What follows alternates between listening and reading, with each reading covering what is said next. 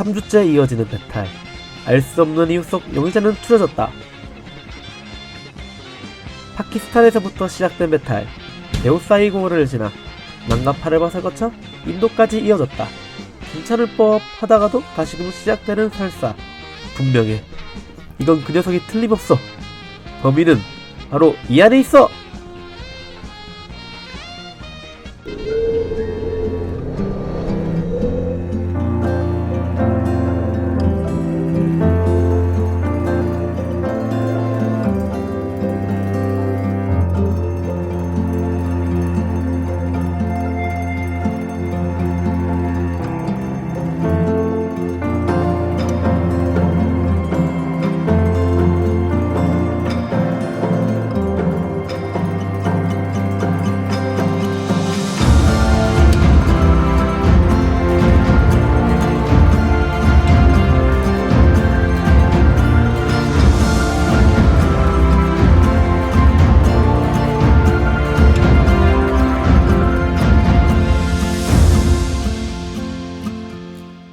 배탈에 대한 이슈는 길기트에서부터 시작되었다.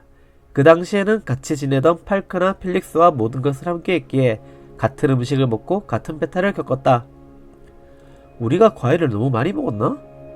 한번 나가면 살구, 체리, 포도 등 1kg씩 사오던 우리였다. 하지만 어느 정도 회복이 되었고 팔크는 문제가 이어지지 않았다. 스카르도에서 먹었던 닭구이, 어쩌면 덜 익었던 그 음식, 이것 때문에 3일간 미친듯이 설사가 시작되었다. 얘가 가장 유력한 후보다. 그런데 타레싱에서 복용한 부스코판 덕에 어느정도 괜찮아졌다. 파키스탄 북부를 벗어나 인도 히말라야로 이동하기 위해 국경인 라오르로 왔다. 라오르에서 또 다른 용의자를 만난다. 이곳은 케밥과 버거가 유명한 골목이 있다. 저렴한 가격에 KFC를 떠올리는 맛이지만 용의자는 내가 머문 숙소의 앞에 있는 밥이었다. 처음엔 그럴싸했다. 500원에 한 끼면 좋지. 밥 위에 얹어진 커리. 평소 길거리 음식에 호기심이 가득한 나는 옆에 앉아 먹기 시작했다. 그런데 그때 내 눈에 들어온 한 그림이 있었다. 누군가 먹은 그릇을 물통에 담아 헹구고 수건으로 닦는 것이었다. 안타깝게도 난 이미 밥을 다 먹은 상태였다. 더워서인지 계속된 설사 때문인지 라오르에서도 3일간 아무것도 하지 못했다. 라오르에서 국경을 넘어 암리사르로, 암리사르에서 마날리로 이동을 했다. 여기서 다시 한번 용의자가 등장한다. 나는 맥주를 마셨다. 이때는 솔직히 괜찮았다. 그러나 본격적인 문제는 인도 북부인 라다크로 이동하며 나타났다. 약 17시간의 이동 끝에 도착할래. 이곳에는 파키스탄에서 만났던 친구인 호주 누나 발바라가 지내고 있는 숙소가 있었다. 오랜만에 인사를 나누고 휴식을 취하는데 결국 몸이 비명을 지르기 시작했다. 사실은 그전부터 뭔가 조짐이 있었다.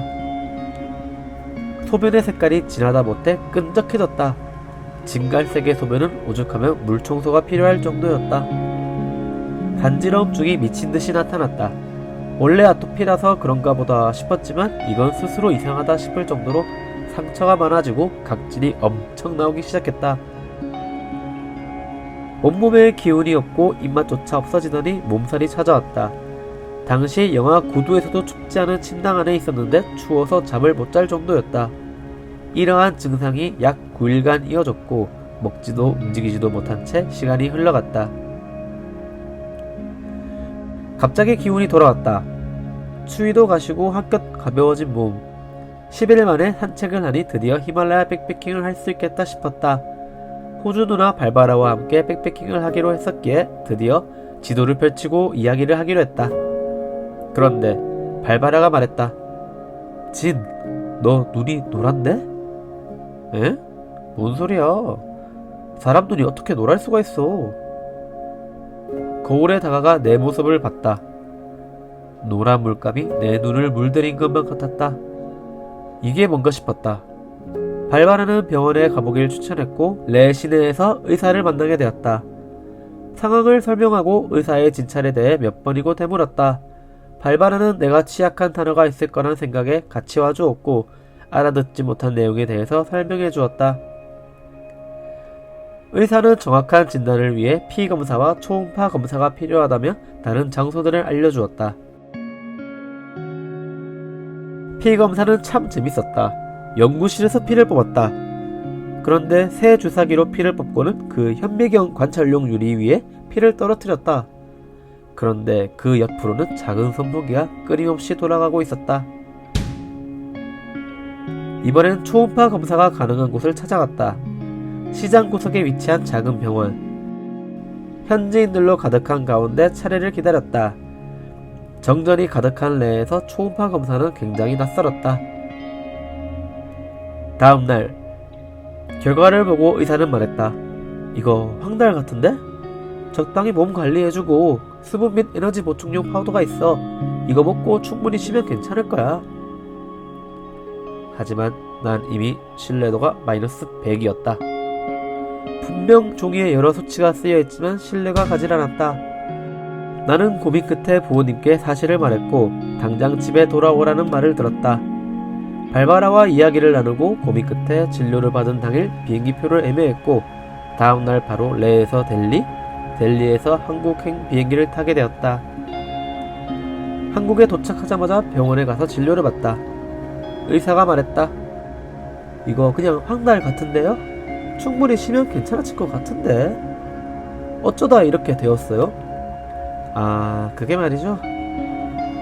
2주간의 설사, 진갈색의 소변, 심해진 간지러움, 9일간 진행되었던 몸살, 마지막으로 노랗게 변한 눈, 차례차례 이어진 증상을 설명했더니 의사는 웃으며 말했다.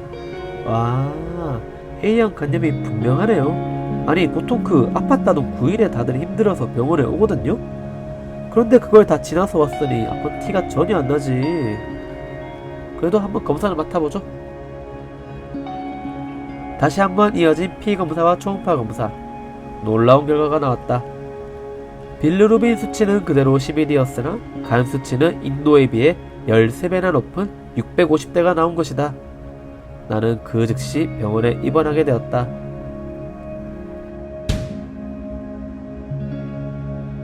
한국에서 팔크와 펠릭스, 발바라와 연락했을 때 다들 A형 간염 예방접종을 맞은 상태였고 나는 세계여행 당시 1차만 맞은 것을 2차까지 접종했다고 생각했나 보다.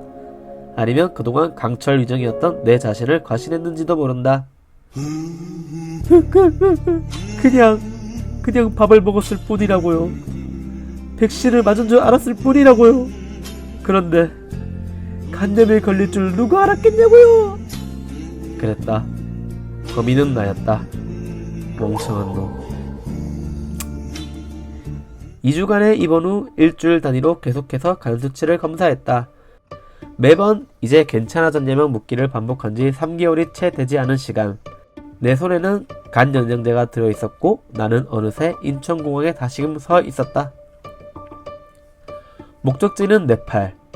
다시금 히말라야로 떠날 시간이다. 텐트 안에 눈이 내려요.